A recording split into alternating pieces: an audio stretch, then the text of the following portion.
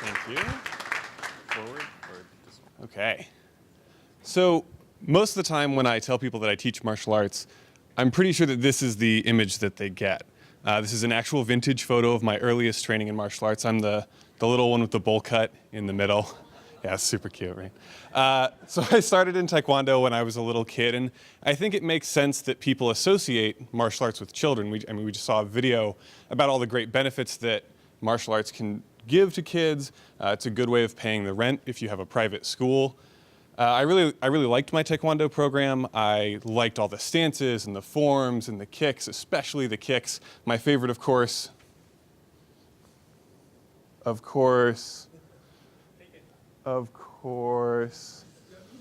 was the crane kick from the Karate Kid.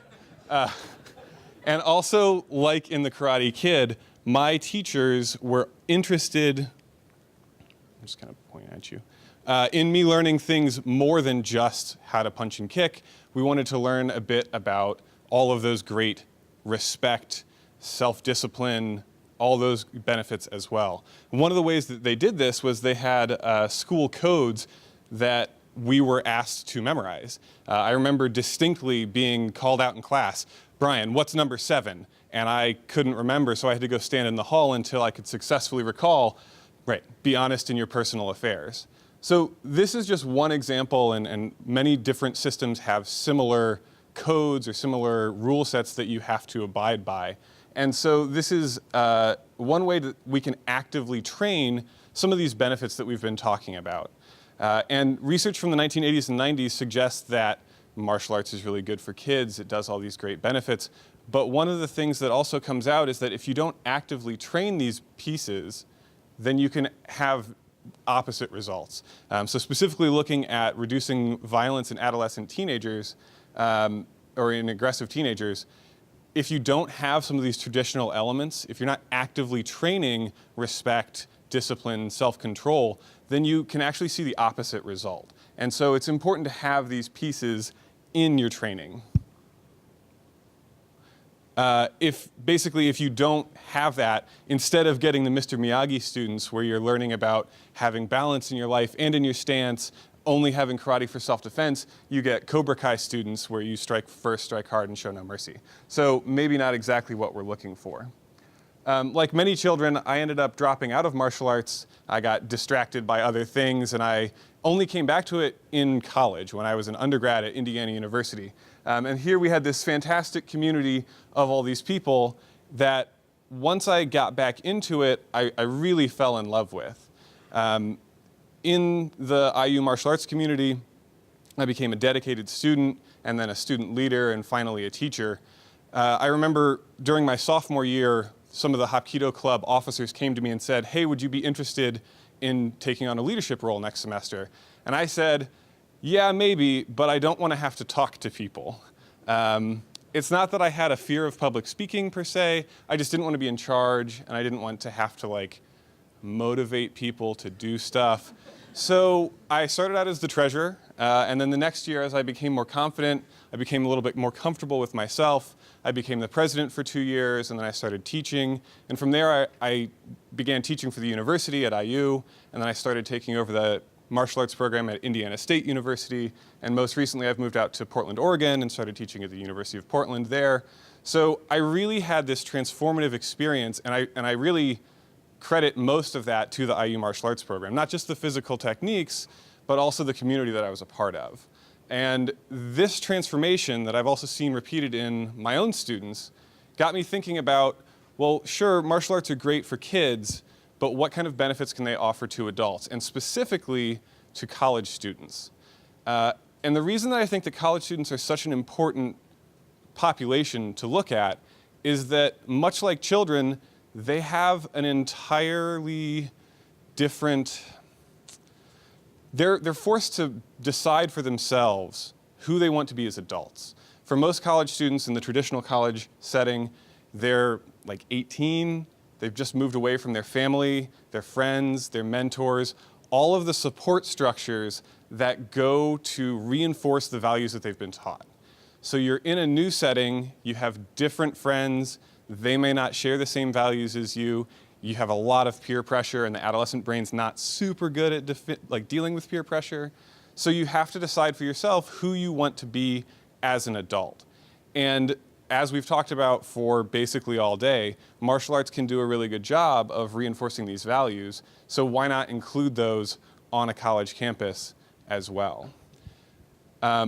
Research in campus recreational programming has identified a few areas that really help students to succeed in college, whether looking at GPA or first-year retention, staying in school, or health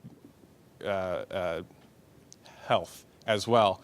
And a couple of the pieces that are particularly important are physical activity, having good emotional management skills, having a solid community, and feeling safe and secure on campus.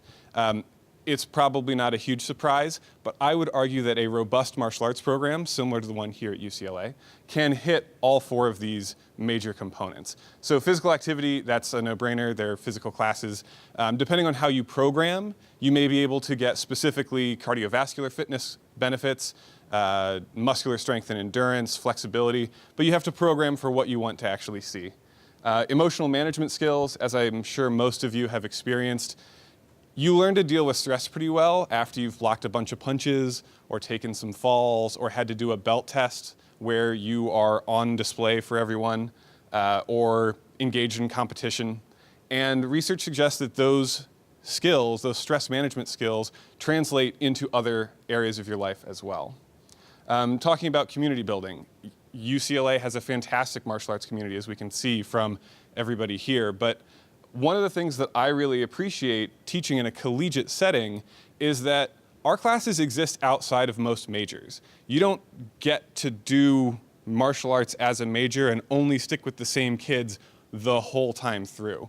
We get people from all different schools, all different programs. That also means that we get students with different interests, different ways of thinking about the world, different races, all genders, all different sexual orientations, different socioeconomic backgrounds. And then we throw them into a melting pot where they're actively engaging in physical contact with one another. And so it really builds a camaraderie of a community that is different from what you might have expected. And so I have noticed a significant gain in the students in being able to understand different backgrounds and where people are coming from. Feelings of safety and security on campus. It's martial arts, so it's kind of about fighting. But keep in mind that not all martial arts programs are going to teach you effective self-defense. While many campuses do have this as part of their program, you again have to program for that if that's a benefit that you're looking for.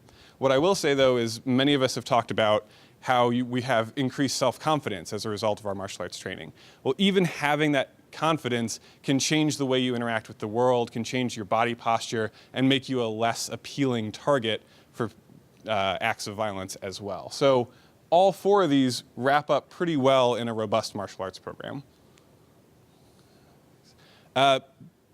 Again, we talked right at the beginning about how if you don't program for it, you don't necessarily get those benefits. So looking at the sort of character development, moral education part, what are some ways that we can program that into our classes? Adults don't tend to like to be lectured to about how you have to have more respect and more discipline. Well, for college students, it's sort of the same thing. They're not super fond of having to be told that. But there's ways that we can put this into the classes that they still get those benefits.